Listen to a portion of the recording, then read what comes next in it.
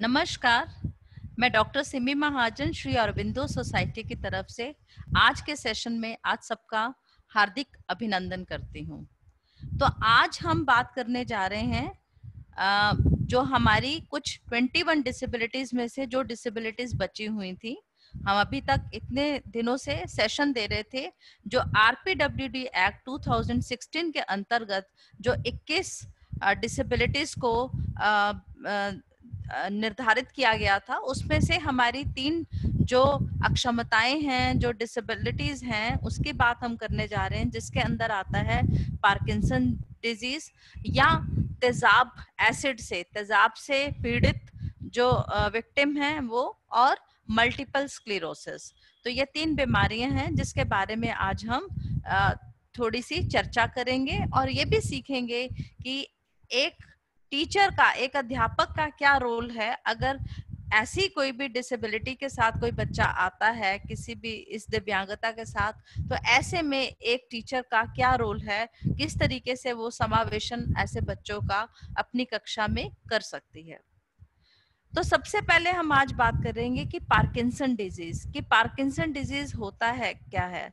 तो Parkinson disease एक तरह की अवस्था है जो कि जो व्यक्ति के दिमाग में परेशानी हो, दिमाग के अंदर ऐसी परेशानी होती है जिससे कि जो व्यक्ति का जो कंट्रोल है, जो उसका अपना नियंत्रण है अपनी मूवमेंट के ऊपर, अपने चलने फिरने या हाथों को, या जो भी चीजें जो कि मूवमेंट करती हैं बॉडी के अंदर, उसके ऊपर उसका कंट्रोल नहीं रहता। चाहे उसका हाथ पैरों की बात हो तो उसके अंदर उसका अपना कंट्रोल नहीं होता है, उसकी वजह से उसमें दिक्कत आती है और दिमाग में कोई तकनीकी खराबी की वजह से ये होता है।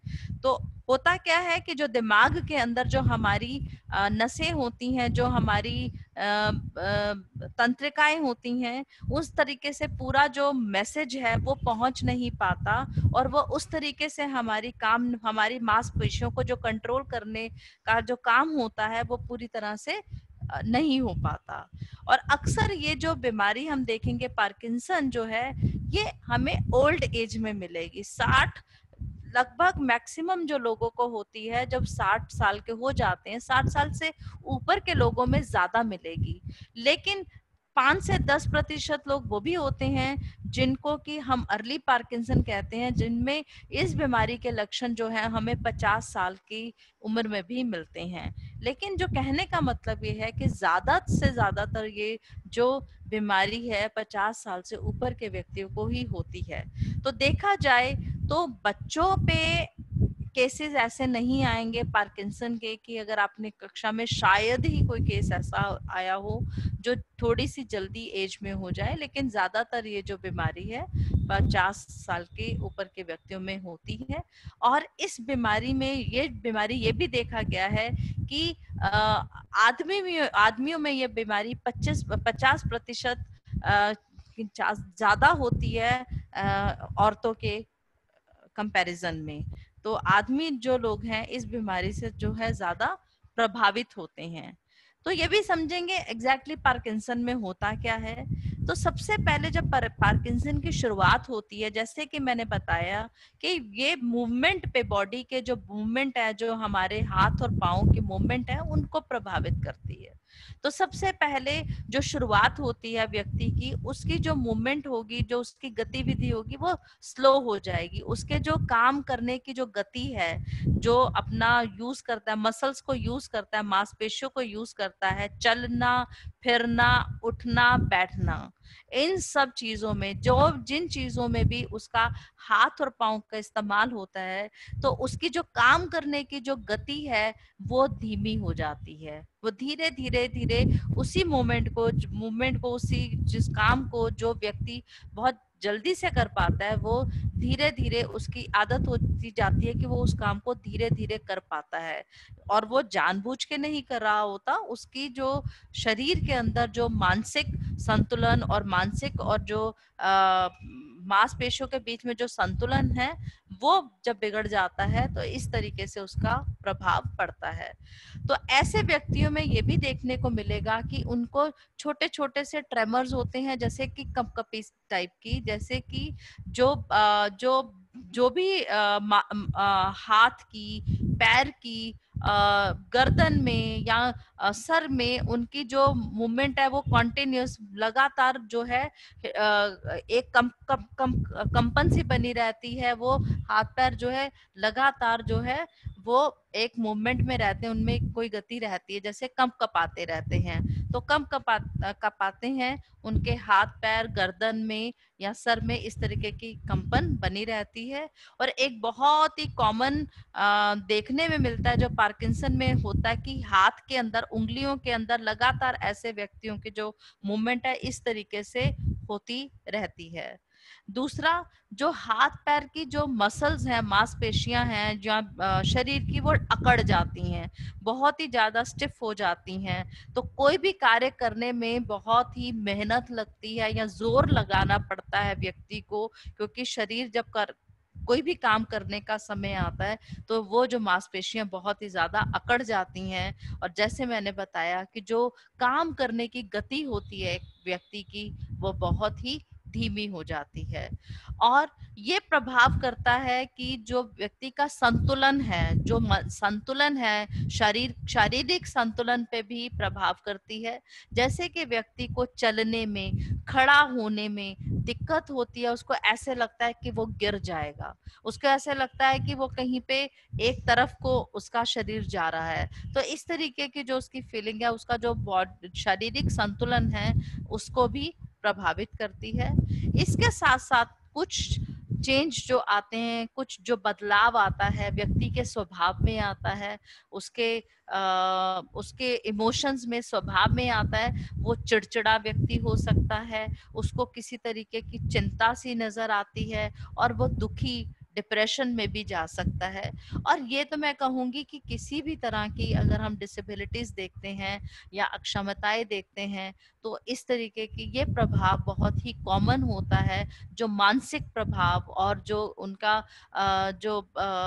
इमोशन की बात कर रहे हैं, जो उस सोच में, समझ में, उस सोचने में प्रभाव होता है, उनके उनके जो इमोशंस होते हैं उसके अंदर ये प्रभाव बहुत प्रभावित होते हैं। ऐसे व्यक्ति जो कि दुखी रहेंगे या चिड़चिड़ा स्वभाव हो जाता, उसके स्वभाव को जो है बहुत ही प्रभावित करती हैं। उसके साथ साथ क्योंकि मांसपेशी और भी शरीर में, जहां पे मूवमेंट की मांसपेशी हम बात कर रहे हैं, मांसपेशियों पे असर डलती है, जैसे कि निगलने में, चबाने में, बोलने में, इन सब चीजों पे भी प्रभाव पड़ता है। व्यक्ति को बोलने में दिक्कत आ सकती है, उसको चबाने में, खाना खाने में, अंदर खाने को निगलने में दिक्कत आ सकती है। और कुछ हद तक ये व्यक्ति की नींद को भी प्रभावित करती है। जो पार्किंसन डिजीज से व्यक्ति होते हैं उनको जो नींद है वो कई बार वो भी पूरी तरह से नहीं आती या जल्दी से टूट जाती है, जल्दी खराब हो जाती है। इस तरीके से ये कुछ जो सिम्टम्स हैं वो पार्किंसन में हो सकते हैं। चूंकि ये 21 डिसेबिलिटीज में ली गई एक अवस्था थी, एक बीमारी थी जिसके बारे में हमें लगा हमें चर्चा करनी जरूरी है। लेकिन मैं ये कह सकती हूँ कि एक शिक्षक के तरीके से देखा जाए तो शायद इस व्यक्ति से प्रभावित आपको बच्चा शायद ही कोई मिले, क्योंकि जैसे बताया कि ये बीमारी जो है ओल्ड एज में जो है प्रभावित करती है। अगर कुछ यंग एज पे शुरू भी होता है तो वो इतनी जल्दी पकड़ में नहीं आता। लेकिन जैसे हम अगली बीमारी भी पढ़ेंगे उसके बाद ऑलमोस्ट जो इन सबको, बच्चों को जो कक्षा में नियंत्रण, कक्षा को किस बात का, वातावरण को कैसे रखना है, वो सभी का कॉमन है। उसके बारे में हम फिर आगे बात करेंगे। अब हम बात करते हैं मल्टीपल स्क्लेरोसिस की। ये भी एक तरह की एक मानसिक, एक दिमाग से जुड़ी एक बीमारी है, जिस पे कि क्या होता है इस पे देखते हैं। मल्टीपल स्क्लेरोसिस जो है व्यक्ति के दिमाग और स्पाइनल कॉर्ड जो पीछे मेरुदंड होता है उसको प्रभावित करती है। तो जैसे हमें पता है कि दिमाग और जो हमारी स्पाइनल कॉर्ड है, मेरुदंड है, उस पे ऊपर एक झिल्ली, एक परत चढ़ी होती है जिसको कि हम माइलिन शीट बोलते हैं। तो ये माइलिन जो शीट होती है, एक तो ये अंदर के जो ऑर्गन होते हैं, जो नसों, जो नर्व्स होती हैं, उनके ऊपर ये शीट होती है और हमारे नर्व सेल्स पे, और ये मेरुदंड पे होती है। तो ये जो है, जो हमारा जो हमारा नर्व का कंडक्शन होता है, कि जो सूचना है, जो नर्व्स हमारी काम करती हैं शरीर के अंदर, जो जो स्नायु तंत्र काम करता है, जो हमारी तंत्रिकाएं होती हैं, जिसके अंदर परस्पर आपस में एक संबंध जुड़ा होता है, कोऑर्डिनेशन होता है। तो ये जो शीत होती है, ये इसकी वजह से वो बहुत ही जल्दी और सरल हो जाता है। लेकिन मल्टीपल स्क्लेरोसिस में क्या होता है, जो माइलिन शीत है ये कहीं कहीं जगह से खत्म हो जाती है। तो जो तंत्रिका है वो पूरी तरह से एक्सपोज हो जाती है, जिससे कि जो सिग्नल आने शुरू हो जाते हैं, जो दिमाग में, जो नसों से, जो नर्व से सिग्नल आने चाहिए, उसके अंदर वो प्रभाव होता है।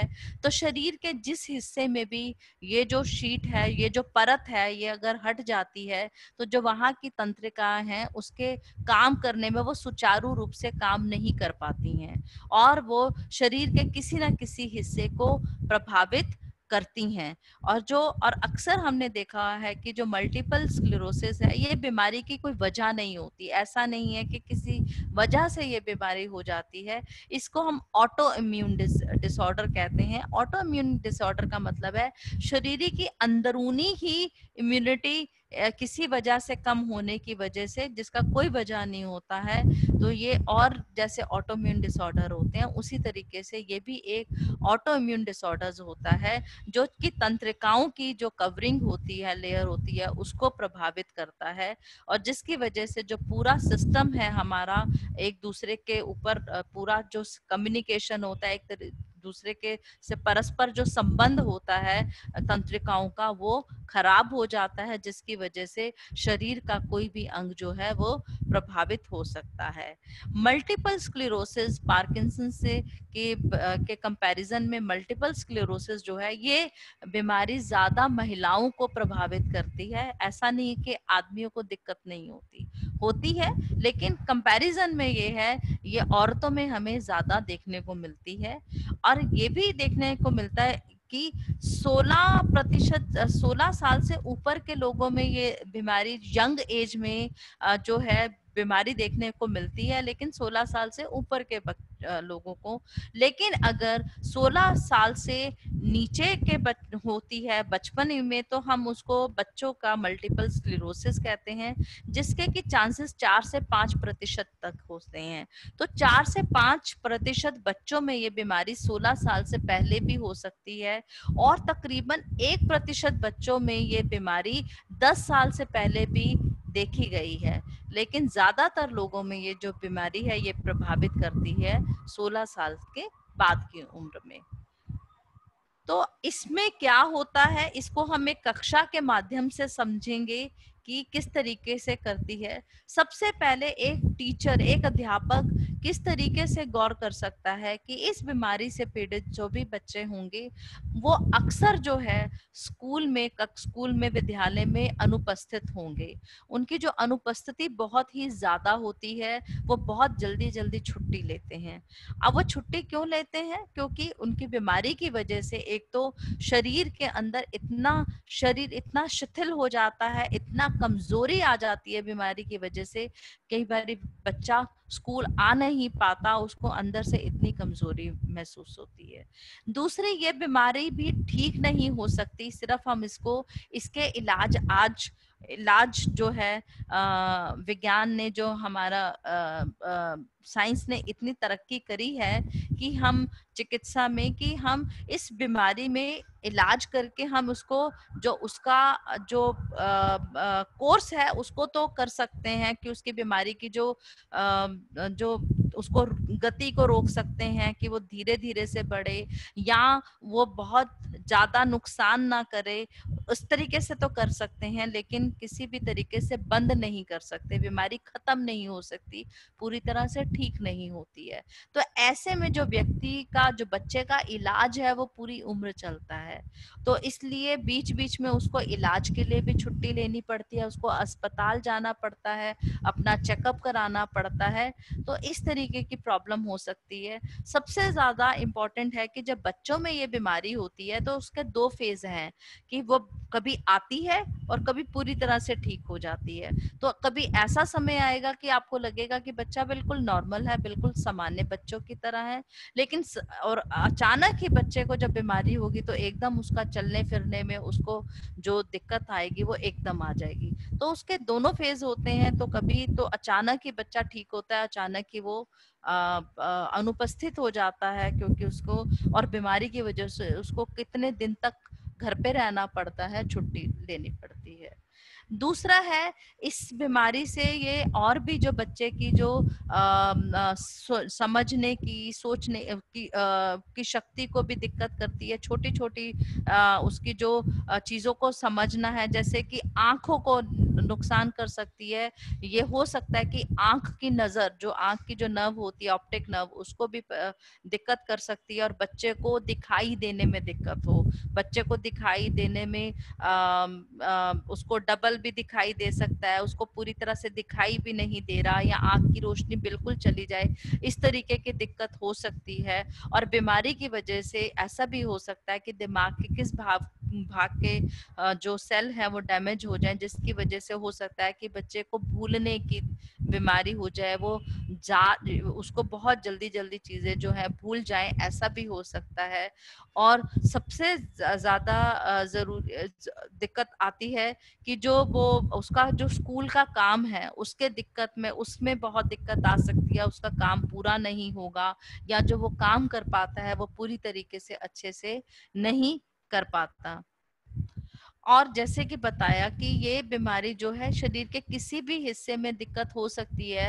तो ये बीमारी हमारी जो मूवमेंट है, जैसे गतिविधि में, व्यक्ति के, बच्चे की गतिविधि में, चलने फिरने की मसल्स में, मांसपेशियों में भी अफेक्ट इसका हो सकता है कि बच्चे को चलने में दिक्कत आ जाए। चलते चलते ऐसा भी हो सकता है पूरी तरह से शरीर का कोई भी भाग जो है वो उसमें पक्षाघात हो सकता है, या लकवा आ सकता है, उसमें पैरालिसिस हो सकता है, या बहुत ही ज्यादा कमजोर हो सकता है वो भाग, जिससे कि वो उस अंग की जो मांसपेशी हैं वो पूरी तरह से काम नहीं कर पा रही होती। इसके साथ साथ ये भी हो सकता है शुरुआत दिनों में या कभी भी बीच में भी, कि बीमारी के शरीर के किसी भी भाग का सुन्नपन हो जाना, या ऐसे लगता है कि चींटियां रेंग रही हैं, ऐसा भी बच्चा जो है वो इस तरीके की परेशानी बता सकता है कि किसी भी शरीर के किसी भी भाग के अंदर ऐसा लग रहा है जैसे चींटी दौड़ रही है, या जैसे सुन्नपन, काफी देर तक हम जब एक अवस्था में बैठे रहते हैं हमारे वो पैर सुन्न हो जाता है, या चींटी से दौड़ती है, इस तरीके की भी परेशानी जो है बच्चा बहुत ही ज्यादा बारीक कह सकता है, और ऐसा दिक्कत हो सकती है, और इससे उसको चलने में फिरने में परेशानी हो सकती है। और फिर परेशानी हो सकती है बच्चे की हाथ पैर की भी मांसपेशियों में, जैसे हाथों में लिखने में परेशानी होना, चीजों को पकड़ने में परेशानी होना, और या फिर जब बच्चा खेल कूद के पीरियड में बाहर जाता है तो उसको उस तरीके से बॉल को पकड़ना, या खेल कूद की गतिविधियों में पूरी तरह से भाग ले पाना, इस तरीके की परेशानियां बच्चे के साथ हो सकती हैं। और जैसे कि मैंने बताया कि अगर आंखों की जो हमारा जो नर्व है उसको अगर ये अफेक्ट करती है, तो उससे बच्चे को दिखाई देने में, उसको धुंधलापन हो सकता है, दिखने में उसको हर चीज डबल दिखाई देती है, ऐसा हो सकता है, या बीच बीच में ऐसा लगता है कि बिल्कुल ही रोशनी चली गई, उसको कुछ भी नहीं दिखाई दे रहा। तो शुरू में ऐसा हो सकता है कि कभी रोशनी आ जाती है, चली जाती है, लेकिन धीरे धीरे ऐसा भी हो सकता है कि उसका जो परमानेंट है, जो जो है हमेशा के लिए उसकी आंख की रोशनी चली जाए, उसको दिखने में परेशानी हो जाए, या फिर जो किताब के अंदर अगर जो प्रिंट है जो वो बहुत ही छोटा छोटा लिखा हुआ है, उसको उसको पढ़ने में भी दिक्कत हो सकती है। इसके अलावा जैसे बताया कि जैसे जैसे क्योंकि जो बच्चा है या व्यक्ति की मांसपेशियों में अफेक्ट करती है, प्रभावित करती है, तो उसमें बहुत कमजोरी सी महसूस होती है। बच्चे को या व्यक्ति को अपने शरीर में कमजोरी महसूस होती है, उसको लगता है कि वो उतनी तेजी से काम नहीं कर सकता या पूरी तरह से भार नहीं उठा सकता या उस तरीके से काम नहीं कर सकता, और जिसकी वजह से कई बार व्यक्ति को बच्चे को इतनी परेशानी होती है कि जो पूरा स्कूल का पूरा जो दिनचर्या जो होती है, पूरी एक्टिविटी में वो भाग नहीं ले पाता। हो सकता है कि वो 2 या 3 पीरियड के बाद थक जाए और वो शायद स्कूल में बैठना भी पसंद ना करे, क्योंकि वो बहुत ज्यादा थक जाता है, कमजोरी महसूस करता है। उसके अलावा जैसे बताया कि व्यक्ति के स्वभाव पे, उसके स्वभाव पे बहुत ही इम्पैक्ट डालती है। हम समझ सकते हैं कि अगर एक बच्चा ठीक ठाक होता है, एक व्यक्ति ठीक होता है और उसके बाद उसको ऐसी बीमारी हो जाए जिससे कि धीरे धीरे उसका उस शरीर असमर्थ हो जाए कुछ कार्यों को करने के लिए, तो ये व्यक्ति की मानसिकता को प्रभावित करेगा। बच्चा जो है चिड़चिड़ा हो सकता है, बच्चा जो है दुखी हो सकता है, डिप्रेस्ड हो सकता है, और वो किसी से शायद बात भी करना पसंद नहीं करे, क्योंकि एक और भी लक्षण बीमारी में होता है कि शरीर का किस भाग पे असर करे। ये ऐसा भी हो सकता है कि बच्चे का जो उसका ब्लैडर कंट्रोल है, पेशाब को रोकना, या उसको उसमें भी दिक्कत आ जाती है, तो बच्चे का जो यूरिन है, पेशाब है, वो ऐसे ही निकल जाता है, जिसकी वजह से जो उसको बहुत ही शर्म महसूस होती है। तो ये भी यहाँ इसको भी प्रभावित करता है। तो ऐसे में ये जो बच्चे होते हैं वो ज्यादा किसी से बात करना पसंद नहीं करते, वो उनकी जो अपना जो आत्मविश्वास होता है वो कम हो जाता है, या वो बहुत ही चिड़चिड़े या दुखी होते हैं, और शायद इसी वजह से वो कई बार स्कूल आना, जो विद्यालय में आना पसंद नहीं करते हैं। अब बात आती है जब कि अगर पार्किंसन या हम मल्टीपल स्क्लेरोसिस से लोगों को देखें या बच्चों को देखें, तो एज अध्यापक आप क्या कैसे हेल्प कर सकते हैं। दोनों ही बीमारी में अगर आपने देखा कि सबसे कॉमन चीज है कि काफी हद तक जो है असमर्थ हो जाना कामों को करने के लिए, एक तरह से लोकोमोटर की तरह। जैसे हमने कहा कि जो प्रॉब्लम लोकोमोटर डिजीज में आती हैं कि आप अपने शरीर के अंगों को प्रयोग नहीं कर पाते, आपकी असमर्थता रह जाती है खाने पीने में, चलने फिरने में, जो आपकी रोजमर्रा की जिंदगी है, जो आप रोज की डेली की गतिविधियां हैं, उसको करने में दिक्कत आती है। तो जैसे हम उस लिए तो जब तक हम ये नहीं समझेंगे कि एक टीचर को उसकी परेशानी समझ आनी चाहिए बच्चे की, कि बच्चे को इस बीमारी का प्रभाव बच्चे के कौन से अंग पे पड़ा है, शरीर के कौन से अंग पे पड़ा है, किसकी वजह से क्या परेशानी आ रही है, उसी तरीके से एज अ टीचर आपको जो है मैनेजमेंट करना होगा। तो सबसे पहले हम बात कर रहे थे अटेंडेंस की, क्योंकि ऐसी बीमारी से पीड़ित जो बच्चे हैं, हो सकता है वो छुट्टियां लें। वो अक्सर जैसे रीजन हमने बात करी कि किसी भी वजह से हो सकता है बच्चा कक्षा में नहीं आ रहा जो कि पढ़ना चाहता है, हो सकता है दिमाग उसका तेज है, दिमाग वो पढ़ना भी चाहता है, बुद्धि पे प्रभाव नहीं डाल रहा, लेकिन अपनी बीमारी की वजह से वो असमर्थ है रोज कक्षा में आने में। तो ऐसे में एक अध्यापक जो है हेल्प कर सकता है, जब उनको पता है कि ये जब समय है जिस टाइम पे बच्चा घर पे है, तो उसकी बीमारी का, उसकी पढ़ाई का नुकसान ना हो, उसको अगर समय पे पूरे नोट्स चाहिए हैं या उसका कुछ भी छूटा हुआ है, जब वो स्कूल वापस आता है तो कुछ ऐसा स्ट्रक्चर बनाए कि जिसकी वजह से उसको जो है वो पूरी हेल्प, जो उसका काम छूटा हुआ है उसको पूरा सपोर्ट मिल सके। और ऐसे में एक मेंटोर का होना स्कूल में बहुत जरूरी है, कि स्कूल में कोई एक व्यक्ति को जिम्मेदारी देनी पड़ेगी इस बच्चे के लिए, सो दैट कि जो चाहे वो उसका सहपाठी हो, चाहे कोई एक ऐसा टीचर हो कि जब बच्चा छुट्टी पे होता है उसकी सूचना उसके पास हो, उसी हिसाब से वो सारी बातें कर सके, या जब बच्चे का ऐसा फेज आता है वो उसको उसको उसको हौसला दे सके, उसको उसको पूरी तरह से उसको सपोर्ट कर सके, उसको पूरी तरह से सहायता कर सके, चाहे वो उसको काम की सहायता चाहिए, चाहे उसको मानसिक उसको सहायता की जरूरत है, जब वो बहुत ही लो फील कर रहा होता है, जब वो बहुत ही दुखी फील कर रहा होता है, जो हर तरीके से उसकी जरूरत को समझ पाए और उसको उसको उस, उसका और निदान भी कर पाए। उसके अलावा और भी जरूरत है कि जैसे कि वो भूल जाता है, या बच्चे को कक्षा के अंदर परेशानी आती है, उसको लिखने में दिक्कत है, या वो अपनी परीक्षा में लिख नहीं पाता है, उसको बोलने में दिक्कत आ रही है, तो परीक्षा को उसी तरीके से चेंज कर देना, जो कि हमने पहले भी अपनी डिसेबिलिटीज में ये सीखा था कि कैसे हम कुछ मॉडिफिकेशन और कर सकते हैं। कि हो सकता है ऐसे बच्चों को लिखने के लिए एक स्क्राइबर की, एक लिखने वाले व्यक्ति की जरूरत हो जो उनके लिए लिख सके एग्जाम में, या उनके उनके उनके लिए बोल सके, या उनकी बातों को समझ सके, उसके काम को कर सके, और या उनको एक, क्योंकि काम हल्का धीरे धीरे कर रहे हैं तो हो सकता है कि परीक्षा में इनको लिख तो पाए लेकिन उनको ज्यादा समय की जरूरत हो, तो उसकी उस जरूरत को समझ के उसी तरीके से उसका समाधान हम कर सकें एज अ टीचर। जैसे कि फिर वही बात आ जाती है उसके चलने फिरने, उसका विद्यालय में उसको स्कूल में आना है, तो क्या अगर वो व्यक्ति व्हील चेयर पे है, हो सकता है मल्टीपल स्क्लेरोसिस का बच्चा व्हील चेयर पे भी हो सकता है, क्रचिस के साथ भी हो सकता है, या उसको वॉकर के साथ पकड़ के चल सकता है, या उसको कोई ना कोई सहारे की जरूरत हो। उन सब चीजों के लिए क्या स्कूल के अंदर, विद्यालय में ऐसा वातावरण है जिससे कि बच्चा स्कूल में आ सके, कक्षा में आ सके, और स्कूल के और भी एरियाज में अगर उसको जाना है, अगर खेल कूद के लिए मैदान में जाना है, या फिर जब छुट्टी आधा अवकाश होता है, जो बाहर खाना खाने जाना है, तो शरीर के वो स्कूल के उन सभी भागों में जहाँ पे उसकी जरूरत है वो जा सके और घूम सके, और वहां पे उनको उनकी उन फैसिलिटीज को इस्तेमाल कर सके।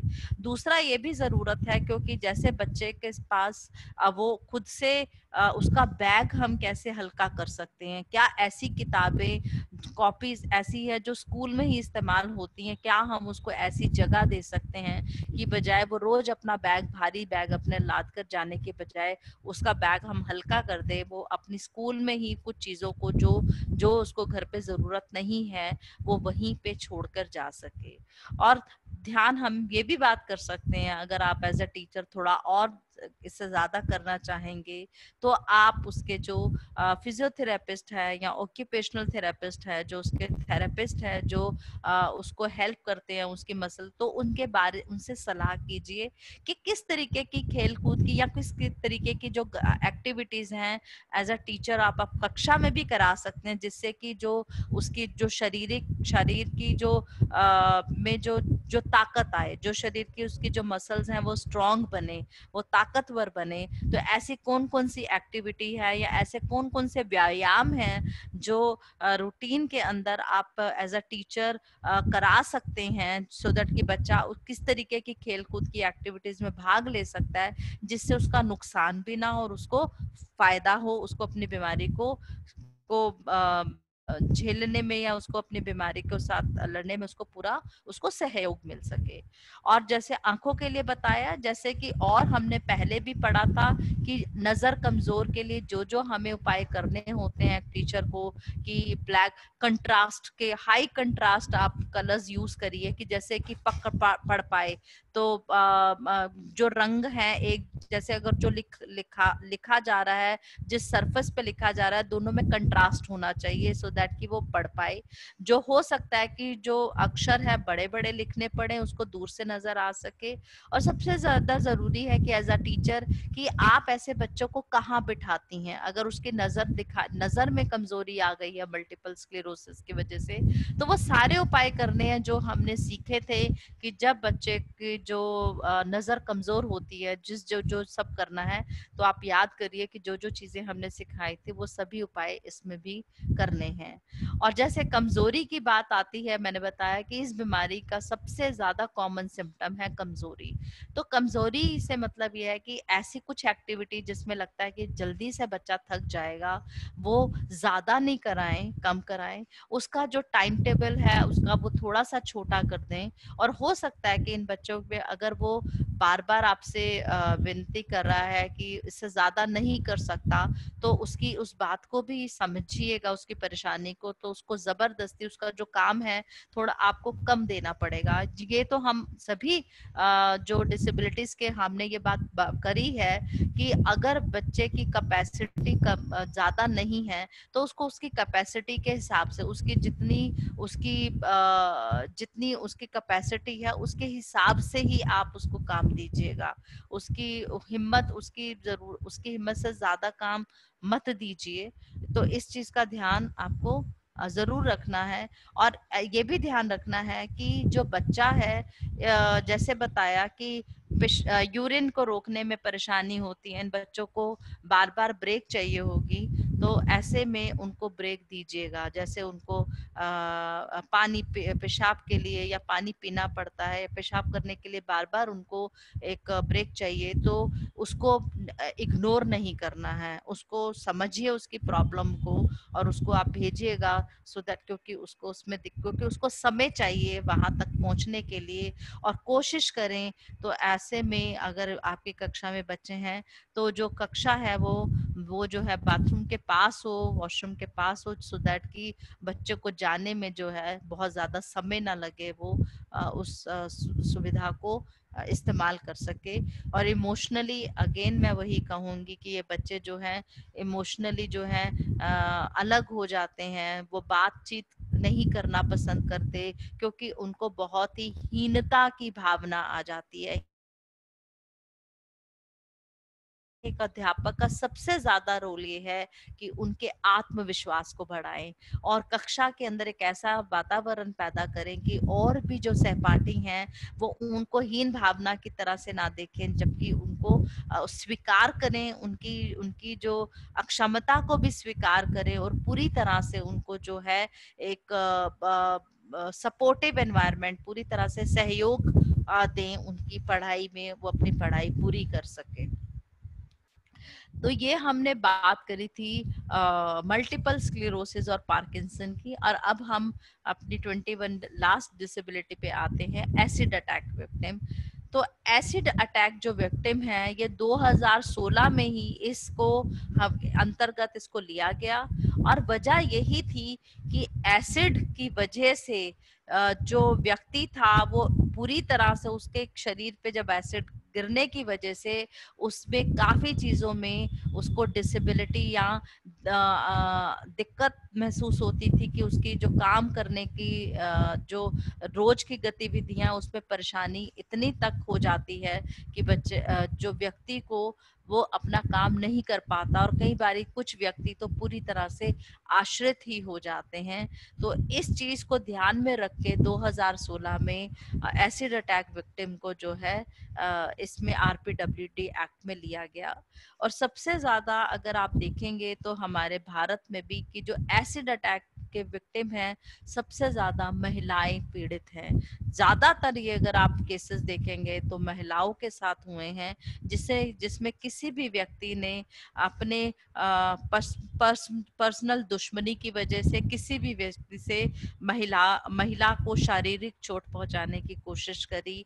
कि हो सकता है कि कोई ऐसी महिला जिसने किसी भी तरीके से किसी भी प्रस्ताव को नामंजूर कर दिया हो, चाहे वो शादी का प्रस्ताव हो या किसी से परस्पर संबंध बनाने का प्रस्ताव हो या किसी नौकरी में कोई ऐसा प्रस्ताव हो जिससे कि उसने किसी वजह से भी मना किया हो। और ऐसे में उस व्यक्ति ने अपनी दुश्मनी निकालने के लिए जो औरत की जो शारीरिक नुकसान पहुंचाने की, चाहे उसको उसका फेस को, उसको ज्यादातर अगर आप एसिड अटैक विक्टिम देंगे तो जो शरीर का ऊपरी भाग है वो उस पे दिक्कत, उस पे उसको प्रभावित करता है कि चाहे फेस पूरी तरह से खराब हो जाता है, सिर्फ स्किन ही खराब नहीं होती, फेस के नीचे की जितनी की हड्डी है उसको भी नुकसान कर सकता है और शरीर का पूरी बनावट चेंज हो सकती है, पूरे शरीर की बनावट भी चेंज हो सकती है और व्यक्ति को जो सारी उम्र के लिए जो है उस स्कार के साथ जीना पड़ता है और उस जो परेशानी, उस परेशानी के साथ सारी उम्र के लिए जीना पड़ता है। तो इसमें जो अब जो एसिड अटैक में जो सरकार ने दो तरीके से काम किया। एक तो काम किया कि ये अटैक कम से कम हो, इस तरीके की जो प्रॉब्लम है कम से कम हो, और दूसरा ये है कि ऐसे व्यक्तियों को क्या क्या हम कंपनसेशन दे सकते हैं, क्या क्या हम उनको लाभ दे सकते हैं जिससे कि उनकी जो आगे की जिंदगी है वो अच्छी, वो अपनी गुजर कर सके।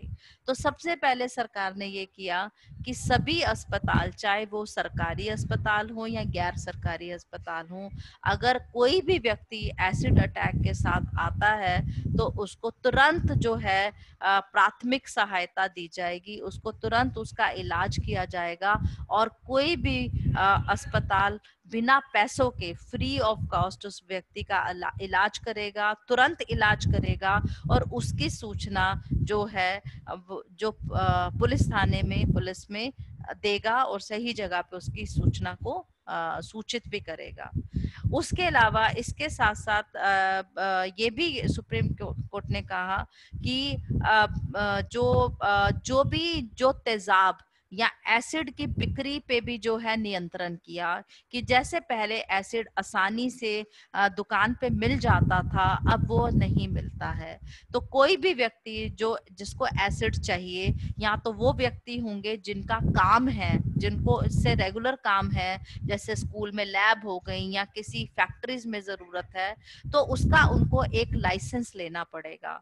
उस लाइसेंस के बगैर उनको ये बिक्री उनको नहीं होगा। और या कोई भी व्यक्ति को अगर कुछ ऐसा एसिड चाहिए तो उसकी पूरी एक्सप्लेनेशन, उसकी पूरी सूचना भी देनी पड़ेगी, कारण भी देना पड़ेगा कि क्यों और कहाँ किस काम के लिए ये चाहिए। तो किसी तरीके से जो एसिड की, तेजाब की बिक्री पे भी जो है सरकार ने रोक लगाई है।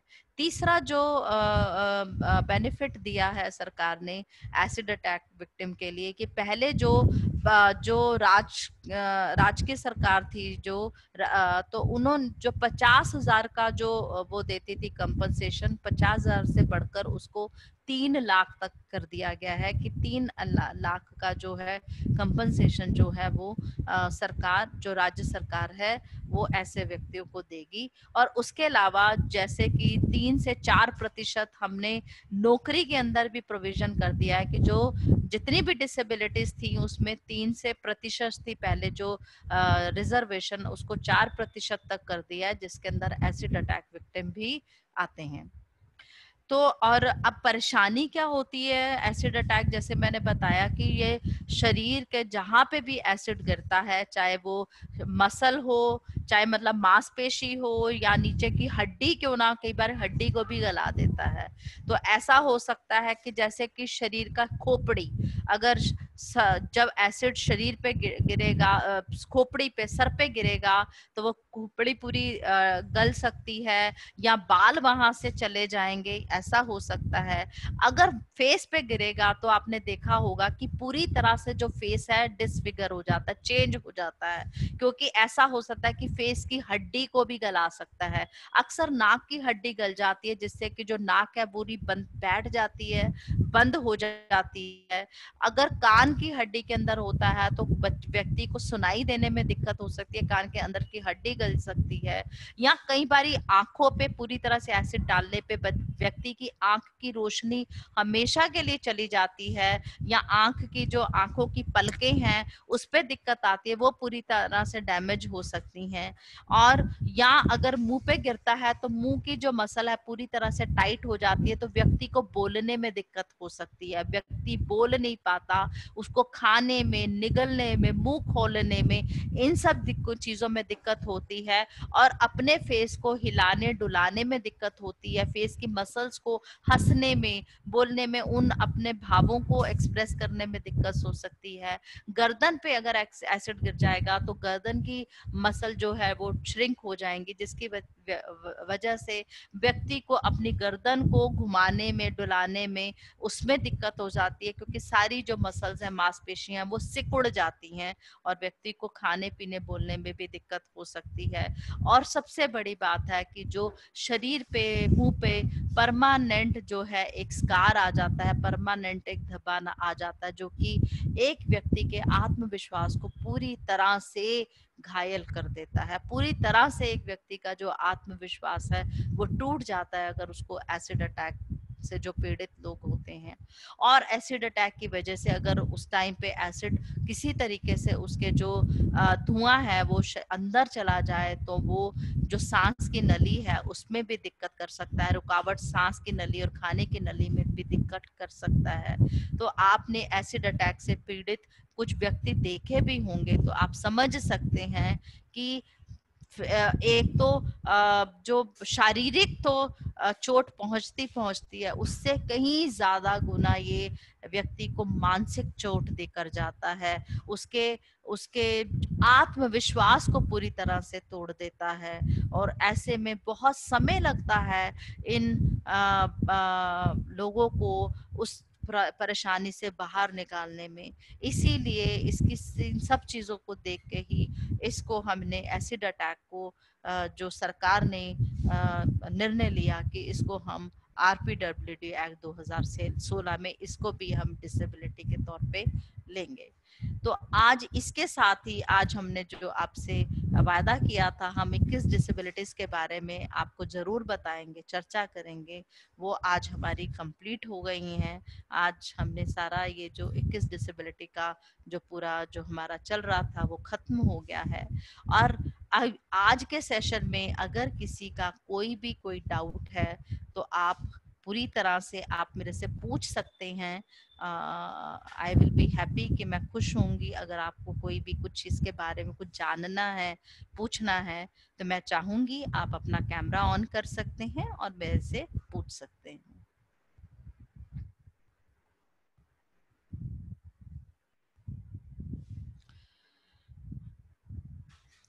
हाँ जी, किसी को कोई कुछ पूछना है या किसी को इसके बारे में कुछ डिस्कस करना है तो प्लीज आप फ्री हैं, बात कर सकते हैं। वैसे मैम, हेलो मैडम, नमस्कार। नमस्ते मैडम। नमस्कार मैडम। मैडम, मैं खुद की बिटिया के बारे में थोड़ा एक सवाल पूछना चाहती हूँ। वो अभी post graduation first part MSc पढ़ रही है। अभी एडमिशन उसको वेलोर यूनिवर्सिटी में मिल गया। तो जब पढ़ाई करती ना, बीच बीच में अभी हाँ थोड़ा एक 8-10 घंटा, कभी कभी 8 घंटे से भी ज्यादा लेक्चर होते हैं। तो एक बार बोलती है जो miss with left hand somewhere else it is tingling like, so मम्मा यहाँ पे थोड़ा कुछ मसाज करो, कुछ लगाओ, ऑयल लगाओ, ऐसा बोलती है। तो वो किस वास्ते ऐसा हो? कितने समय से हो रहा है उसको? नहीं, अभी बोले तो लास्ट फाइनल ईयर के एग्जाम जब थी ना बीच में, तो क्या करती, 2-3 दिन सोती ही नहीं, कंटिन्यूअस। स्कूल में फर्स्ट रैंक लाती हो, कॉलेज में भी। तो मैं क्या बोलती, बेटिया सो जाओ, इतना ऐसा नहीं है करने का। तो रात को तो सो जा कम से कम। So many times I said, बाबा take proper sleep, it's good. So even though what she's doing like, no ma, I have to cover this, so I'll be sitting. So just she'll sleep and she'll study, and she has taken physics, madam. Physics, अच्छा, MSc physics कर रही है। MSc physics कर रही। तो बहुत वो बढ़िया। क्या करती, बुक पे लिखते सॉल्व करते रहती हैं। तो हम्म उसका हाथ हाथ जो है ना, हाथ में दाया लेफ्ट हैंड में वो हम्म थोड़ा होता है, माँ देखो मेरा कुछ होता है। और एक बार क्या हुआ, ऐसे ही पाँव में हो गया तो वो डर गई। हम्म नेक्स्ट डे एग्जाम थी। तो हम्म मैंने बाद में डॉक्टर को दिखाया, डॉक्टर बोला ऐसा कुछ ही नहीं है, हम्म ऐसा बोला उसने। तो हम्म, वो बिल्कुल ठीक है, कुछ हाँ जी, प्रॉब्लम नहीं है, ठीक, ऐसा बोले। हाँ, तो ठीक। थोड़ा टॉनिक दिया थोड़ा। हाँ जी। तो अभी जस्ट 2 दिन पहले भी थोड़ा बोली मेरे को, मम्मा मेरा हाथ थोड़ा दर्द हो रहा है, हम्म क्या कैसे पता नहीं। मैं बोली बिटिया ज्यादा एसी में मत सो जा, एसी के वास्ते होता होगा। हम्म और हम्म, नीचे भी सिर के नीचे भी ऐसा ही हुआ ना, तो थोड़ा होता है। हाँ जी। तो मुझे ऐसा बोला, तो I want to know like why this happens और any this is there like. ठीक है, तो मैं पहले पुनीत जी आपसे दो तीन चीजें पूछूंगी। एक तो ये कि जब उसकी अभी उसकी ऑनलाइन क्लासेस चल रही हैं, वो वेलोर घर से ही पढ़ रही है हाँ मैडम, हाँ घर से पढ़ अभी रही है। ऑनलाइन क्लासेस, और कॉन्टिन्यूसली उसकी जो क्लास है वो 7-8 घंटे होती है, ऐसे होता है? हाँ होती है मैम। ठीक है, उसके अलावा 8 घंटे क्लास के बाद फिर वो क्या करती है? हाँ, थोड़ा एक्सरसाइज करती, वो जिम को जाती थी बीच में। हाँ जी। वो बीच में जिम छोड़ा तो वो कुछ स्ट्रेच करना, ऐसा करना। तो हाँ जी। मुझे क्या लगा, बेटा तुमने गलत इससे ढंग से, अभी कोरोना कोविड का वास्ते सब कुछ लॉकडाउन था ना, हाँ तो वो जी। जिम नहीं गए, घर में थोड़े दिन करती थी, बीच में अभी वक्त नहीं मिल रहा। तो हम्म वो क्या करती बाद में, ऐसा घर में एक्सरसाइज करती। तो कुछ हम्म स्ट्रेच स्ट्रेच किया, इसके वास्ते ऐसा हुआ, ऐसे लगा मुझे। नहीं, तो आप वो, हाँ, वो बात एक्चुअली देखो, आप मेरे को बस उतना बताते जाइए सो दैट मैं सही चीज आपको गाइड कर सकूं। तो मेरा मतलब यह है कि जो उसको जो सुन्नपन आ जाता है या हाथ पैर में, जब जब उसकी पढ़ाई नहीं हो रही थी, जिन क्योंकि बीच में जब उसका एग्जाम दिया, रिजल्ट आया और ये हुआ, तो 2-3 महीनों का गैप रहा होगा, है ना? उन हाँ दो मैडम, तीन महीनों में उसको कितनी बारी नमनेस या सुन्नपन की प्रॉब्लम हुई? ज्यादा ऐसा नहीं, लेकिन बीच में कभी कभी 2-3 बार हुआ उसको। हम्म तो बाद में डॉक्टर ने एक ऐसा रोलर, जैसे हम विक्स लगाते ना, उस तरफ हम्म एक रोलर दिया, तो ऐसा हम्म थोड़ा तो थोड़ा लगाओ, तो उसके हम्म बाद वो पेन निकल जाती। वो क्या बोलती, नहीं तो एक नौ नौ मेरा कुछ एक इसका ड्रमस्टिक का पंदा एक दिन गिर गया था। हम्म वो इस पर कंधे पर ही गिर गया था, हम लोग नीचे जाके वो ड्रमस्टिक को ही निकाल रहा था, वो वहां पे गई गांव पे। तो हम्म वो गिर गया कंधा, तो हम्म मैं क्या बोली, वो बस वो ड्रमस्टिक का कुछ फंदा गिरा ना, जब भी से उसको बोलती वो यहाँ पे दर्द होता। लेकिन डॉक्टर के पास लिया मैंने, डॉक्टर बोले कुछ ही नहीं है। हाँ, तो मैं बिल्कुल, अगर आपने डॉक्टर से सलाह ली है, देखिए दो चीजें हो सकती हैं कि जब बच्चे बहुत ज्यादा कंप्यूटर पे, मोबाइल पे, क्योंकि आज पढ़ाई उसी की है, तो उसका प्रभाव हमारी मसल्स पे आता ही आता है उसकी वजह से, और एक ही पोजीशन में बैठे रहेंगे तो हाँ, सुन्नपन आना, गर्दन में दुखना, अगर उसका शरीर का ऊपरी भाग में दिक्कत है तो चांसेस बहुत ज्यादा ये हो सकते हैं कि जो वो पढ़ रही है उसकी वजह से हो। और ऐसे में उसको कुछ व्यायाम रोज करने हैं, चाहे तो आप उसमें फिजियोथेरापिस्ट को दिखा सकते हैं जिससे कि उसको कुछ एक्सरसाइजेस वो कर सकती है जिसको रेगुलर करे, क्योंकि पढ़ाई तो छोड़ नहीं सकते पहली बात। लेकिन फिर भी हाँ, अगर आपको लगता है कि ये प्रॉब्लम फिर भी बार बार हो रही है, तो मैं जरूर हाँ, कहूंगी कि आप उसको दिखाइए, लेकिन एक जनरल फिजिशियन को नहीं दिखाइए, आप नसों के डॉक्टर, न्यूरोलॉजिस्ट का एक ओपिनियन जरूर हाँ, लीजिए। अगर आपको लगता है कि वो रेगुलर में उसको परेशानी हो रही है, समझ रहे हैं? क्योंकि जी दोनों ही मैडम। बातें हैं कि जैसे आप मेरे को बता रही है, मेरे को लग रहा है कि वो उसकी बहुत ज्यादा, जब वो कंप्यूटर पे बैठी है, पढ़ाई, बच्चों की पढ़ाई उसी हाँ, पे है या हाँ, मोबाइल लेकर बैठी है, तो गर्दन वही, कॉन्टिन्यूस उस पे रहने से तो नसें यहाँ पे उसका प्रभाव डालता है वो। अगर फिर हाँ, भी लेकिन दोनों बातें हैं कि हम इग्नोर भी नहीं करना चाहिए। इग्नोर इसलिए नहीं करना चाहिए कि अगर आपको ओपिनियन लेना भी है, तो मैं यही हाँ, कहूंगी कि अगर आपको लग रहा है कि अभी भी उसकी कंप्लेंट रहती है, तो आपको हाँ, एक एक्सपर्ट को, स्पेशलिस्ट को दिखाना चाहिए। तो आप एक न्यूरोलॉजिस्ट को जरूर दिखाइए, नसों के डॉक्टर को दिखाएंगे, अगर वो कहते हैं बिल्कुल ठीक ठाक है, तो फिर आप बिल्कुल चिंता मुक्त हो जाइए, फिर आप जैसे हैं बच्चा बहुत अच्छे से कर सकता है। ठीक ठीक है। जी हाँ मैडम, जी हाँ, लेकिन वो क्लास पे कंटिन्यूअस बैठती है, ऐसा टेबल पर हाँ कुर्सी लेकर बैठ के ही वो करती है ज्यादा। हाँ वो जी, तो थोड़ी बीच में हाइट भी बहुत है, उसकी हाइट भी बहुत है, उसकी लंबी है ओहो, वो।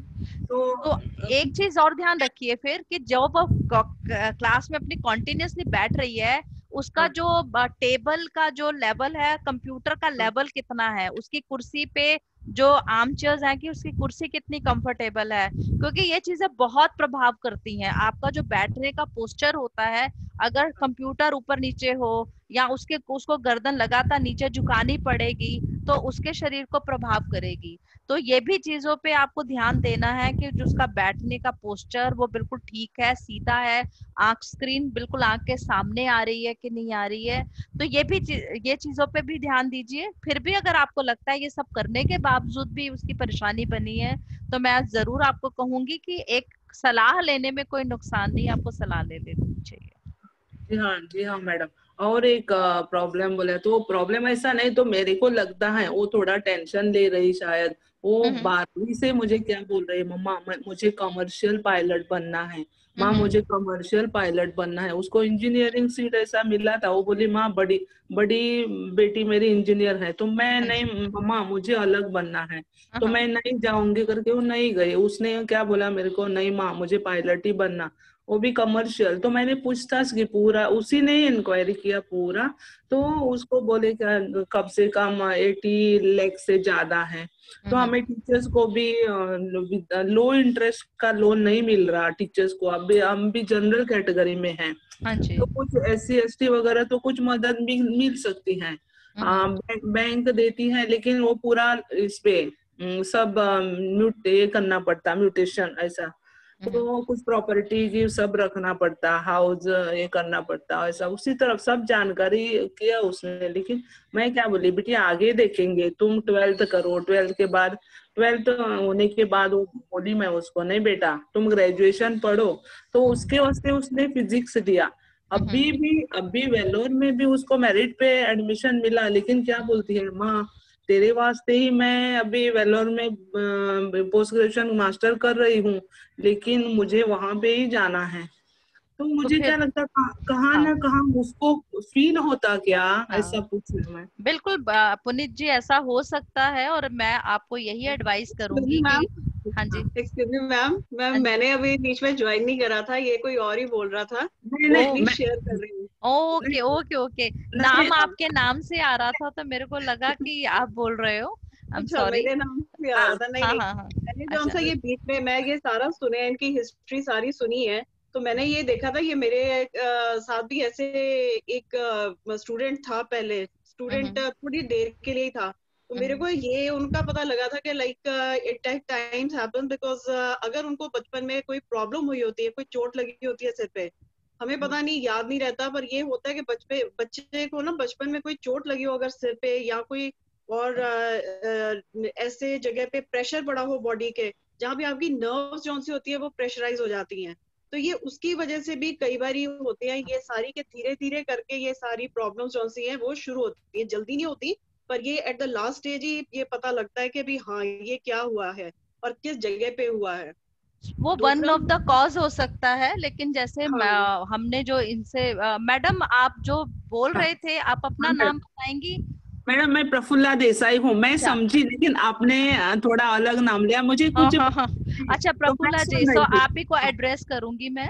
सो हाँ, देखिए, जी हाँ, रीजन बड़े सारे हो सकते हैं। मैंने जैसे बताया हाँ कि सबसे हाँ, कॉमन रीजन है, जैसे आपने हिस्ट्री दिया कि लाइफस्टाइल कैसा है, जी उस लाइफस्टाइल के हिसाब से ये पता चल रहा है कि उसके ऊपर जो है, कई बार हमें सबसे पहले हमेशा बीमारी में सिंपल चीज सोचनी चाहिए। तो सबसे प्रैक्टिकल और सिंपल चीज ये है कि अगर वो बच्चा 7-8 घंटे लगातार बैठा है, उसका कंप्यूटर के उसका तरीका कैसे बैठने का, पोस्चर कैसा है, उसकी गर्दन पे रोज जोर तो नहीं पड़ रहा, पहला दिक्कत ये है। दूसरा, आपने बहुत ही इंपॉर्टेंट बात अब बताई कि उसका बच्चे का कुछ और तरफ रुझान है, ठीक है, हाँ, उसका जी हाँ, इम्पैक्ट इमोशनली बहुत पड़ता है। और अगर आप उस बारे में मेरे से पूछेंगी तो मैं आपको ये जरूर कहूंगी कि अगर आपके बच्चे का जिस एरिया में इंटरेस्ट है, तो उसको हाँ एटलीस्ट उसमें पूरी कोशिश करने दीजिए। और कमर्शियल पायलट के लिए आई थिंक सो कि उसको जो जरूरत है, graduation is more than sufficient, और उसको एटलीस्ट वहां तक उसको अपनी तरफ से ट्राई करने दीजिए कि अगर वो आ जाती है तो इट्स, ये कोई बुरे वो नहीं है। अगर आपको लगता है तो उसको उसमें इनकरेज कीजिए, उसको ऐसी कोई चीज में मत डालिए चाहे वो कितनी भी इंटेलिजेंट हो। लेकिन इंटेलिजेंस से ज्यादा जरूरी होता है कि बच्चे का इंटरेस्ट क्या है, क्योंकि आप वो अच्छी एमएससी करके बहुत अच्छे नंबर तो ला सकती है, लेकिन वो खुश नहीं रहेगी अगर वो जो करना चाहती है आप उसको वो करने का मौका नहीं देंगे। तो मैं ये जरूर चाहूंगी कि आप उसको उसकी बात सुनिए और उसको उस सारे अवेन्यूज के बारे में पूरी जानकारी दिलवाइए, और डिसीजन उसके ऊपर छोड़ दीजिए कि वो क्या करना चाहती है। और तीसरा, फिर मैं अपनी उसी बात पे दोबारा से आऊंगी कि अगर आपको लग रहा है कि जो भी उसकी परेशानी है, सुन्नपन या वो कॉन्टिन्यूसली बनी हुई है, तो इग्नोर नहीं करना है। आपने सब कुछ कर लिया तो एक सलाह यही है कि सीधा आप एक्सपर्ट के पास जाइए। उसको पहले चोट लगी थी, उसकी अभी प्रॉब्लम है, वो सभी चीज तभी हो सकता है क्योंकि बहुत सारी चीजें हैं जो मैं सिर्फ आपको इतनी इतनी इंफॉर्मेशन पे बहुत ज्यादा गाइड नहीं कर पाऊंगी, लेकिन जितनी इंफॉर्मेशन दी है तो मैं आपको यही गाइड करूंगी कि फिर भी अगर लगे बना रहे, आपने सारी सिंपल उपाय कर लिए, उसकी एक्सरसाइज, उसको फिजियोथेरापिस्ट से उसकी रेगुलर, क्योंकि उसको रोज बैठना है तो अपनी मसल्स की कौन कौन सी एक्टिविटीज कर सकती है, उसके अलावा भी फिर कुछ होता है तो प्लीज उसको एक न्यूरोलॉजिस्ट को जरूर दिखाइए। जो न्यूरोलॉजिस्ट होते हैं, नसों के डॉक्टर होते हैं, तो वो पूरी तरह से असेस कर देंगे। तो अगर वो बिल्कुल ठीक है तो आपकी भी चिंता खत्म हो जाएगी और बच्चे की भी चिंता खत्म हो जाएगी, और उसको बताएंगे कि उसको आगे क्या करना है। जी हाँ ठीक है, madam, thank you so much madam, thank you so much. Thank you. आज आने के लिए बहुत अच्छा लगा, आप लोग आए हैं सेशन में तो मेरे को भी अच्छा लगता है कि हम लोग बात कर पाते हैं और चर्चा कर पाते हैं। और किसी का कोई वो है तो प्लीज पूछेगी। ये भी हो सकता है कि अगर आप लोग कभी मेडिसिन ज्यादा लेते हो तो ये उसके भी कई बारी आफ्टर इफेक्ट्स होते हैं, तो ये भी ध्यान में रखना पड़ेगा बचपन में आपको कि ही बच्चे को कभी कोई मेडिकेशन तो नहीं ओवर हुई हो। ये भी बात का ध्यान बड़ी जरूरत है रखने के लिए। फिर बच्चे को जौन सा था स्कूल के दौरान, वैसे तो बहुत एक्टिव इंटेलिजेंट बच्चा है, पर कई बार होता है कि उनको ऐसी डिप्रेशन में चले जाते हैं एट टाइम्स कि उनको या तो होता है कि कोई टीचर या फिर उनके कोई साथी जो उनसे फ्रेंड्स होते हैं वो उनको इतना ज्यादा ओवर एक्साइटेड कर देते हैं कि वो डिप्रेशन में ही चले जाते हैं बच्चे। उनके मन में एक ऐसी चीजें बैठ जाती हैं जो कई बार होता है इनर जो सी साइड हम कहते हैं ना कि हमारे मन में बैठी होती है वो चीज, वो हमें पता नहीं लगती, पर वो जो सी होती है हमारी बाहर भी नहीं निकलती, पर निकल के इसी तरह आती है कि हम अलग तरह के बन जाते हैं बिल्कुल ही, कि करना कुछ और चाहते हैं, हो कुछ और जाता है हमारे साथ, क्योंकि नर्वस के साथ ही सारा रिलेटेड है। और जैसे ये मैम आपने कहा कि वाकई बिल्कुल ठीक है, ये एक न्यूरोलॉजिस्ट या फिर एक फिजियोथेरेपिस्ट ही है जो सा हमें गाइड कर सकता है इन प्रॉब्लम्स के लिए। जी हाँ मैडम, जी हाँ, थैंक यू सो मच। मैं हमेशा मैडम का सेशन सुन रही थी, सो आप मुझे बहुत अच्छा लगा, और really you are very expert in that, so I was very interested and I thought like to ask a question regarding my child. आप So कौन से बहुत अच्छा हुआ आपने पूछा, कोई बात नहीं। हाँ मैडम, रादर की पूछना बहुत जरूरी है। देखिए जैसे पुनीत जी ने भी अपना एक्सपीरियंस शेयर करा, एक दूसरे से सुनकर बात करके हम बहुत सारी चीजें सीखते भी हैं। जी हाँ मैडम, सभी सुबह का सेशन अशोक सर देते ना, तो भी मुझे अशोक सर बहुत इंटेलिजेंट है, तभी मुझे कुछ बच्चों के बारे में कुछ प्रॉब्लम्स आया ना तो मैं जरूर सर को पूछती सर, और उसी में उनका सेशन सुना ना, अपना आप जो कुछ समस्याएं आती है ना अपने आप ही निकल जाती है उनको सर को बहुत पूछने बढ़िया, से पहले। बहुत बढ़िया, बहुत वही, बढ़िया। तो sir Aurobindo society really they are doing a very excellent this, really it's very helpful for us, thank you so much. Thank you. Prafull ji, आप कौन से स्टेट से बात कर रही हैं? मैं गोवा स्टेट से बात कर रही हूँ, साउथ अच्छा, गोवा। अरे ओके हाँ, ओके। अच्छा, गोवा में हम अभी साउथ गोवा। प्रोजेक्ट इंक्लूजन का सेशन नहीं दिए हैं, लेकिन हमें लग रहा है हमें गोवा भी आना पड़ेगा और हाँ, सेशन जरूर, देंगे। आप तो जरूर आइए मैडम, जरूर आइए, रियली वेरी इंटरेस्टिंग, या वेरी ठीक है, नाइस, या थैंक यू सो मच। मुझे मुझे साउथ गोवा एग्जीबिटर में मुझे चूज किया है, तो वो मुझे लिंक भेज रहे हमेशा, हाँ जी, तो बीच जब भी स्कूल में रहती हूँ थोड़ा कनेक्टिविटी नहीं मिलती, तो मैं सोची अभी आपको थोड़े कनेक्ट होंगे ऐसा करके। अगर आपने कोई भी So मेरे सेशन मिस कर रहे हो तो आप ZI पे जाकर हमारे वो सारे सारे सेशंस जो हैं जो 5 बजे होते हैं आप अटेंड कर हाँ सकती हैं, हाँ क्योंकि आज का हमारा ये लास्ट सेशन है 21 डिसेबिलिटीज का। उसके बाद हम डिजाइन करेंगे कुछ और टीचर्स के लिए, बच्चों इन बच्चों के साथ टीचर्स किस तरीके से एंगेज हो सकती हैं, उसके जी हाँ लिए हम थोड़े समय के बाद दोबारा से आएंगे और आप लोगों से फिर मिलेंगे। लेकिन आप जी लोग कभी भी मेरे को लिख सकते हैं, हमारे फेसबुक ZI पेज पे जाइए, आप लिखिएगा, मेरे पास क्वेश्चन पूछेंगे तो मैं जरूर उसका जवाब भी दूंगी। और कभी भी आपको ऐसे बच्चों के बारे में या अपने हाँ स्कूल के बच्चों के बारे ठीक में, है के बारे हेल्थ में से रिलेटेड कुछ भी पूछना हो तो आप हमें लिख सकते हैं, और हम मेरा सौभाग्य होगा कि मैं उसको एड्रेस कर पाऊंगी। we are grateful to you ma'am, really we are grateful, thank you so much, thank thank you you, so much. Thank Yeah, you all, thank you yeah, all for yeah. Joining this session. Okay, और फिर हम मिलेंगे, इसी के साथ आज का very session welcome. समाप्त करते एक्सक्यूज मी हैं। मैम, मैम जी। आप जरूर ये इस चीज का देखिए कि अगर आप एक चीज का पॉइंट करेंगे कि टीचर जो से हैं वो बच्चों के रिलेटेड प्रॉब्लम्स क्या होती हैं, हम्म, अगर आप टीचर टू टीचर का ही पूछे कि प्रॉब्लम्स क्या टीचर्स फेस करते हैं और वो किस तरीके से अपना हल निकाल सकते हैं, hmm. Can this session also be created? बिल्कुल बिल्कुल, एक्चुअली देखिए ZI तो बना ही उसी के लिए था, ZI बना ही वहीं से था कि जहाँ पे हाँ एक टीचर को प्रॉब्लम नजर आई उसने उसका हल निकाला, तो दूसरी टीचर को दूसरी प्रॉब्लम का हल निकाला, तो हमने सबको मिला दिया। तो नहीं, ये पर्पस तो तो यही है। आपका, हाँ हाँ हाँ हाँ जी हाँ जी। हाँ, पर्पस यही है कि जो बच्चों से जुड़ी समस्याएं होती हैं तो उसका जो कुछ हल, देखिए क्या होता है कि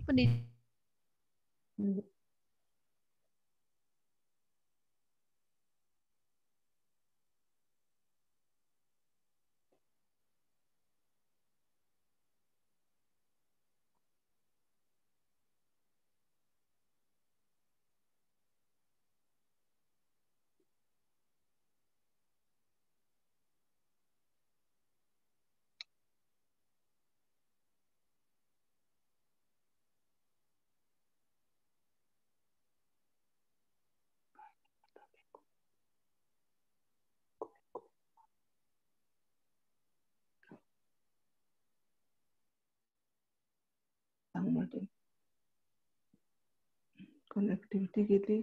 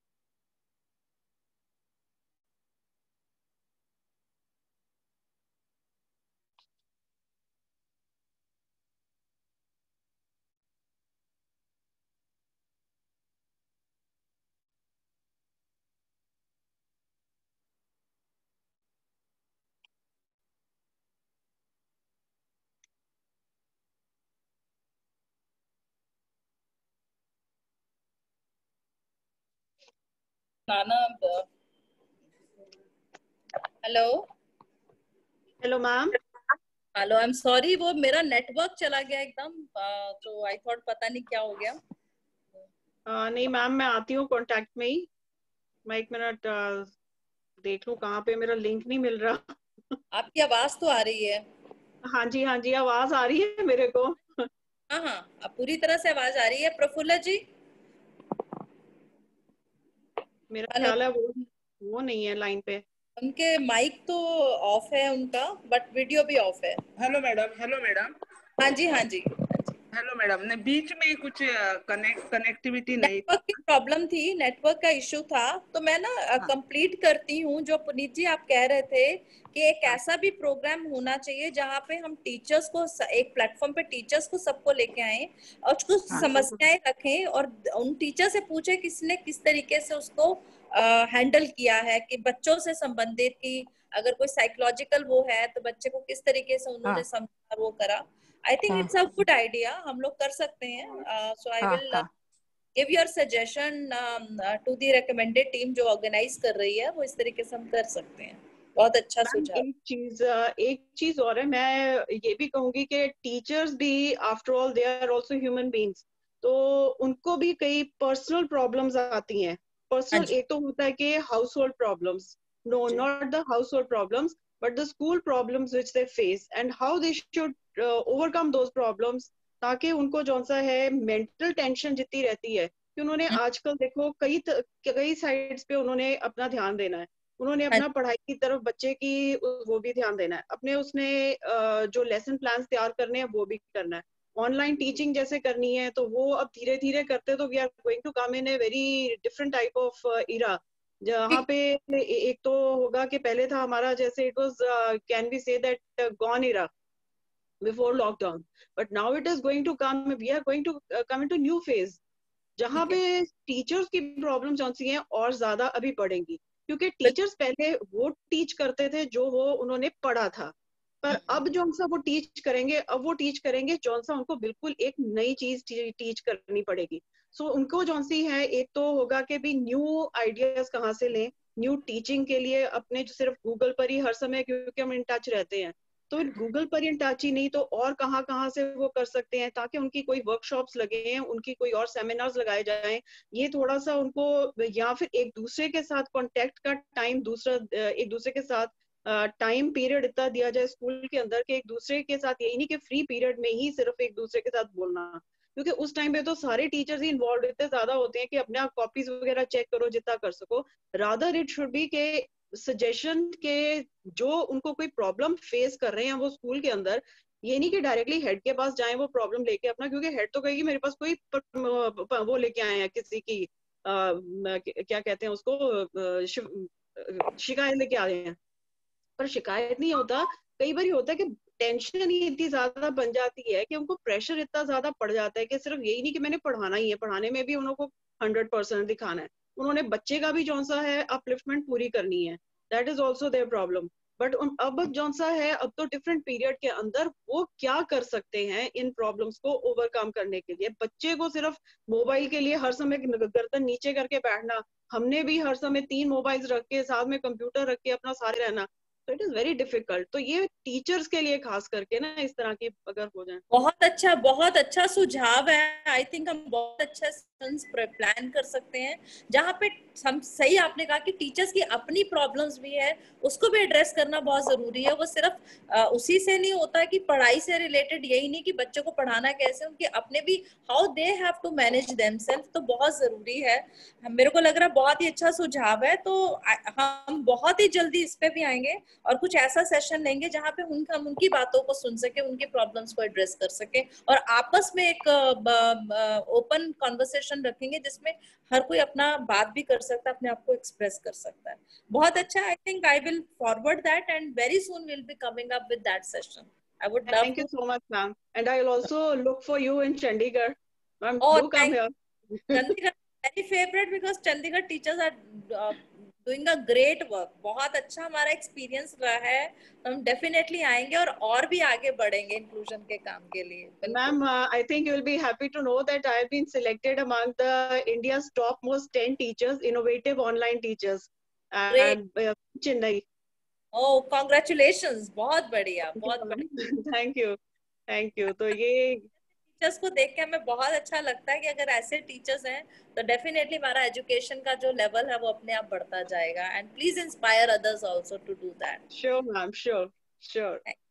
ओके जी। Ma'am will you give me 2 minutes? Hello. हाँ ma'am, yeah, will you give me 2 minutes? I wanted to tell something like, हाँ जी। see, some places what happened, teacher will clear their doubts, but some teachers are hesitating to express. True. Ma'am सुनाई दे रही? हाँ जी बिल्कुल सुनाई दे रहा है मेरे को। मैं तो ऐसे ही वो बोले तो गोवा में मेरी सहेली है वो हमेशा ज्यादा बात नहीं करती थी। वो साइंस टीचर थी, हाई स्कूल में पढ़ा रही थी। तो उसका फर्स्ट चाइल्ड जो था ना, लड़की थी, ऑटिज्म थी। तो then second time when she was expecting 1 month like, so suddenly she met me on the way in the market and just she has ignored and went away. So I thought, why this teacher is like that? What happened to her? What's wrong with her? So immediately I went behind her and it was around about 1:45. So straight away I went, I saw her, she went to bed. I came to her flat and just asked her servant, I said, where is she? She told me, no, past 1 month she is sleeping like that. So I went and I woke her up. Come on, get up. I said, what happened? What's wrong with you? She's not ready to express anything, neither ready to speak at all. So I just embraced her. I said, Baba, what happened? What's wrong with you? Any and like regarding any physical problem, your hobbies problem, or you are taking your child's problem, anything you are thinking about her. She's not ready to tell me. I said straight away. I asked her, see, you are expecting second one, I asked. Then she started crying like 1 hour. She cried. She just embraced me. Yeah, and started. Huh, ma'am. Hello. Hello. Ma'am. So she started crying. Then I asked her. She said, yeah. So 1 month and a week passed like. So I didn't go to doctor. I said, then what happened? I said, you go. Then she was thinking about her first child. Means first one is autism. What will happen for this? And then after that, I thought you didn't discuss with your hubby and all. And that fellow was working a good job, like in bank, officer job. I said, why don't you discuss? Then she told me, hello, hello, hello. ma'am. हाँ जी। Okay. Then I asked her. Then she told me, no, see, he's going for training here, there. Otherwise, he's working at Pen Gym. So night he'll come, just he'll say hello. That's all. There won't be any interaction between among both of us. And if Saturday, Sunday, he'll take my daughter and he'll go near mommy and he'll be passing time there only. So he won't give time for me. I said, then what happened? So this one, she was totally depressed, totally depressed. Then I told her, Are Baba, I'm with you. I said, if anything happens, I'll take you to doctor. Come on, let's go tomorrow only. And you want to share anything, you come to me. You come to my place, I said. Then suddenly what happened? Next day she came. She came with her child. I have taken her to doctor. Then straight away I told doctor, so and so the incident, but this one unnecessarily she is taking tensions. So doctor has advised her properly.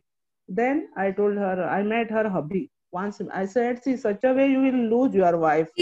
आपको real issue बताना पड़ेगा because we are going out of time. थोड़ा सा आप can you just cut short and come to the real issue?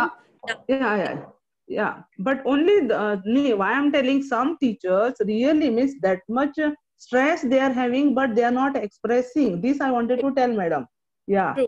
So yeah, means many teachers like देखिए ऐसे बहुत सारे लोग होते हैं, ऐसा नहीं है सिर्फ टीचर्स है, बहुत सारे लोग हैं जो अपने, लेकिन वही बात है कि बार बार हमें ऐसा एनवायरनमेंट और मौका देना पड़ता है कि कभी ना कभी वो खुलते हैं। जब तक देखिए मौका नहीं देंगे तब तक नहीं होता।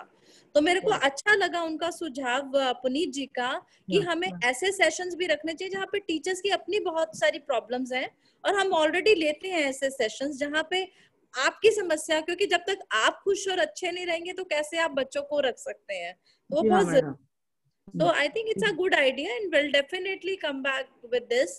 तो हम जरूर आएंगे, और मैं चाहूंगी कि आप अपना जो 21 डिसेबिलिटीज आपने रेगुलर किया है उसको, वीडियोस को रेगुलर दीजिए, चेक करिएगा और अपने आप को ट्रेन करिए जितना भी सीखा है। और आपको कोई भी क्वेश्चन आगे कभी पूछना हो तो प्लीज आप उस पे हमें लिखिएगा जरूर, and will get back to you. sure, thank you ma'am, thank you. और कुछ भी अगर दिक्कत होगी तो just do write to us. Thank you so much ma'am. Okay, thank you so much. Thank you.